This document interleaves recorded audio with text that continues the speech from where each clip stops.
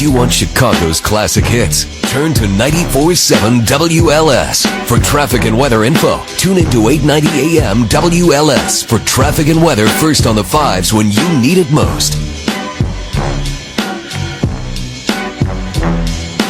In the studio, a treasure of Chicago, Mr. Jeff Garlin is with us, who has he left Chicago as a child and sprung to international prominence as an actor and a comedian. Is that accurate?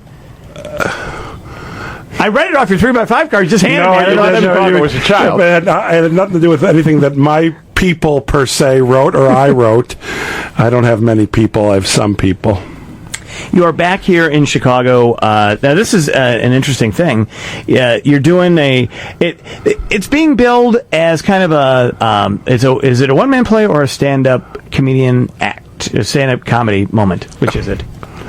Best described? It's best described as I'm doing stand-up with some level of depth. You know what I mean? That is correct. Yes. I hope that people laugh, but I hope they also get something more out of it. But it's not. I've done solo shows. I don't have a director. It's not a one-man show type of thing. Right. It's just me. It's not you as Abraham Lincoln on stage. By the way, I'm an improviser and I'm in the moment. If there's an Abraham Lincoln costume backstage, I could very well put it on and stroke my beard on stage. A fake beard. There have to be a fake beard. I don't have an actual beard. By the way, this is going to be at Steppenwolf. That's very fancy right there, Steppenwolf. Yes, it is. It's very fancy. I'm honored to be there. Just like I'm honored to be on your show. Oh, same thing. Oh, cut it out. I could envision a comedic re-rendering of the second inaugural address with malice toward none and charity for all. Are you like the guy who puts the brakes on the show? That's my role. Mike Flannery, by the way, filling in for Richard Roper today, is here from the Fox Chicago. He's very busy working on figuring out what he's going to do for the 9 o'clock news tonight. That's the issue. What are you doing tonight for the 9 o'clock? Have you figured it out yet? Jesse Jr. and Mr. Petraeus are the latest updates. Can I just say something? Yeah. What else is interesting? I mean, really, the election's over. We were all sick of that. This is a double whammy. Yes. Petraeus, I would rank a big number one, although it's up there. The Jesse Jackson. Locally, the Jesse Jr. story is about awesome, as big as it gets, and it's been going on since December 9th, 2008, because the House Ethics Committee launched the investigation the day that Blanco got arrested. Do you know that I heard now that the reason that he went to a puppet show and was emotionally disturbed from the puppet show. He saw puppets. And Jesse Jackson Jr. He's scared of puppets, and so he left town. Hey, please don't tell him the Elmo story, because it's really going to mess him up forever. What if he was the 16-year-old boy? That would really be a problem. Yeah. All right, now, with this Petraeus thing, can I just ask, Jeff, you're in show business. Yes, I am. You've seen a few things. Yeah. And show business is basically known for sexual hijinks more than anything else. Yes. Yes. Did you ever expect that the guy who's the head of the CIA would be sending, and not even emails? Did you hear the story of how they did this? They weren't sending emails back and forth. Mm-hmm. They were sharing a Gmail account and then writing drafts to each other. And then they would just log into the account to see what each was saying. So they wouldn't get caught. Right. Which, by the way, is an Al-Qaeda trick. Really? They learned that from Al-Qaeda. So Petraeus taught her. Right. Or either way. I don't know. One or the other. Something tells me that she might have been teaching Petraeus a few things. Yeah, maybe. But I like the third woman in her hand on his lap underneath the table, the whole 9 yards. I'm enjoying it. Who are you talking to? Your producer? Yes. What are they telling you? I'm just trying to get the show details up on my screen so that I know how to promote your show. So you can't hawk my show, which is December 4th through 16th at the Steppenwolf Theater, www.steppenwolf.org, or you can call Steppenwolf. Tickets are $25. That's it. That is a deal. And if you're a student, limit of 2 with ID, student ID, you can get them for $15. Wow. That's very good. Yeah. I'm amazed that I know any of that information. I know. Well, that's why I was afraid. That's why I was telling them secretly behind my back. But the truth is, I generally have no idea. No, but for some reason, I know this one. All right, so what's the deal with the name? Closer Than I Appear. Have you ever looked in a mirror on your car? Objects in mirror are closer than they appear. I had a bunch of different names along the way, and then I saw that, and I thought of it. There you go, everybody.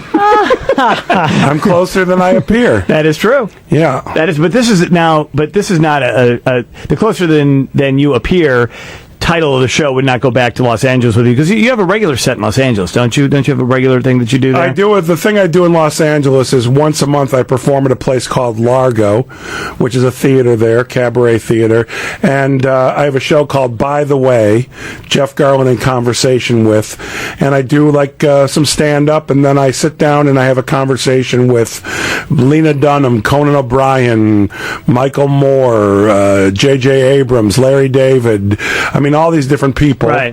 And they're going to be available. I'm doing something different for audio. These are audio. I don't film them, but I'm putting the audio up on YouTube starting in January. Just audio only. Audio only. I don't have video of it. I don't want video. Oh, that's a really good idea, actually. Yeah. Thank God you're bringing radio back, because somebody's got to do it. Yeah, I'll do it. I'm going on a video site. Right, to bring radio back. To bring radio back. Radio killed the video site is going to be the deal. Lena Dunham, by the way, for those who may not be familiar with her, she is the writer, director, producer, star of Girls on HBO. Yes. Which may be, HBO's done some great programming. Obviously, Curb Your Enthusiasm, right there at the top of the pantheon. But this is a show after its first season that is going to head right into that. I think to that universe. So you dig it then, is what I think it is one of the most brilliant shows ever on television. That makes me respect you so much more. Not that I didn't before, because that no, it didn't sound like it. Go ahead. You're now on the truth can be told. No. You're on the cutting edge with that in terms of, how old are you? I'm 48 years old. I'm 50 years old. Girls in their 20s are hip to girls. Yeah. Some guys, but for a 40-year-old, 8-year-old, I'm in show business, I know all this stuff. So for me to dig the show and watch it, not a big deal. For you, big deal. And it only got better as the season went on. It's so raw. She is so raw and so honest. And it's become a parody in terms of her being naked so much. People talk about that, but that's not the show. And has nothing, except for her vulnerability, which is, how about, what's his name? As her father had his wiener out for 9 hours. He fell out of the shower, and there's his wiener. Right, exactly. From Bosom Buddies. Don't tell me. Peter Scolari. It's Peter Scolari. Peter Scolari, because and the thing is, they don't use a whole lot of recognizable people in the show, other than Brian Williams' daughter. The news anchor, Brian Williams' daughter. But she's not recognizable. Right. But, I mean... Gorgeous. And a nice girl.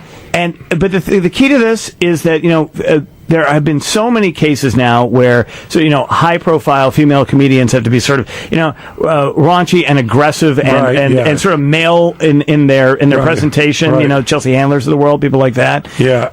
And now what you've got is this woman who's doing this sort of 24-year-old, 25-year-old, I think she's 26 now. Yeah. She does this thing about being, just out of college, trying to find her way in the world in New York with all this stuff happening around her. It's the opposite of Sex and the City. And they're not glamorous. It's so raw and they're vulnerable. Real. It's so real. It's so great. All right, can you hold on one second? I got to do traffic and weather first on the fives. And then I want to ask you about Curb, whether that is returning, not returning. We don't even answer the question yet. That's what we call a tease. And Closer Than I Appear at the Steppenwolf Theater, the 4th through the 16th. And you can go to steppenwolf.org. Yep. Is that what you just said? They're an org address. They're not all org. Some of them are comms. Org. They're an org. Whole damn thing's dirty. Yeah. 89 WLS. Traffic and weather first on the fives. At 5:45 from the Healthy Trinity Traffic Desk, I'm Christina Filiaggi. Traffic on the... Tuesday morning with Jake Hartford and John Cass. In for Bruce and Dan. How many of our generals are out right now trying to buy software to erase their emails? And Jay Cutler is concussed, and we'll talk to an expert to find out how bad that is. That's Tuesday at 9 on 89 WLS. All right, right. The Jim jury, Johnson in the WLS newsroom has a breaking yeah, story. big story. The jury has just awarded that female bartender who was beaten by a police officer caught on videotape $850,000 in her civil trial. She claimed there was a police code of silence, so she's won her case. Okay, and that seems like a lot of money, but that is, I think, considerably less than they were seeking in this case. And does right? she have to pay taxes on the $850,000? I don't think you do, actually, Jeff Garlin. Because it's compensation for what she suffered, what she lost in the... Oh, then that's for a nice young lady who was illegally in this country for a while. And she really didn't get hurt. That's a big bowl of very nice. That's a bowl of... Although, if I may quote you, Jeff Garlin, the guy who did this was a big bowl of wrong. Big bowl of wrong, I said. Big bowl of wrong. And by the way, why can't we kick guys like this out of Chicago? Like, there should be like a special boundary that you can't come in. They did that in the Middle Ages. They'd exile you from the city. Well, let's send them like this just to Peoria or even St. Louis. St. Louis. Now, that's a good place to send them, Jeff. Yeah, St. Louis. That's a good place to send them. Hey, I want to ask you, Curb Your Enthusiasm, there's always this debate. Is it coming back, not coming back for HBO? Is it coming back? When you say a debate, it's as if people are taking a negative statement on that, saying, it's not going to come back. What the hell are you talking about? Well, people say, well, Larry David won't do it again. Who are these people? I don't know who they are. They're You're people. making up a debate. There's I'm no not making up a debate. It looks good. I get. All right. Well, if there's not a debate, then how come it's not a yes or a no? Because he's busy finishing a movie he made for HBO. I've got a movie coming out in the spring that I just finished. So we have to see. But I'd say it looks good. Looks good. Not very good, not great, but good. And the decision's made after a certain amount of episodes have been written? Is that how that goes? No. That's when I know it's going to really happen, after he's written 5 or 6 out of the 10. Mm-hmm. But he'll say early on, you want to do more?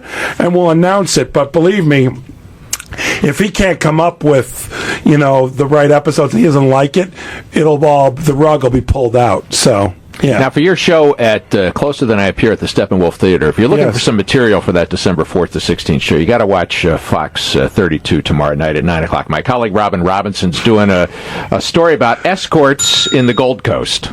Escorts in the Gold Coast. And you've led me to believe that you have some familiarity with... No, it's not that I have familiarity. It's that there's 2 establishments in the Gold Coast. That's where I live here in Chicago, when I'm in Chicago. There's 2 establishments that I actually go to. Yeah. I know what you're talking about. Me too. You did? I dig them. They're both really good. But in the bar areas of those 2 fine establishments, there are young ladies that you go, you have to be. Wait, no, you play the game when you're in those bars, and you go, hooker, not a hooker. Hooker, not a hooker. No. Hold on one second. That game does not exist. What I mean by that is they all look like hookers. Okay? Well, that's I don't know what's so good. good. By the way, if we played that game in 1955, boom, we'd pick them out. We played 65, boom, pick them out. 75, even 85, you'd be able to tell. Starting in the 90s, everybody looks like a hooker. Here's how you can tell which one's a hooker. Who's with a really ugly guy? Excellent. That completely would be... right, Jeff Garlin. Jeff Garlin, by the way, at the Steppenwolf Theater, steppenwolf.org. He's going to be there December 4th through the 16th, Closer Than He Appears. Thanks so much for being with us. Appreciate your time. Thank you. Enjoy your vacation. Thank you. Traffic weather, believe me, I will. Traffic weather first on the 5s.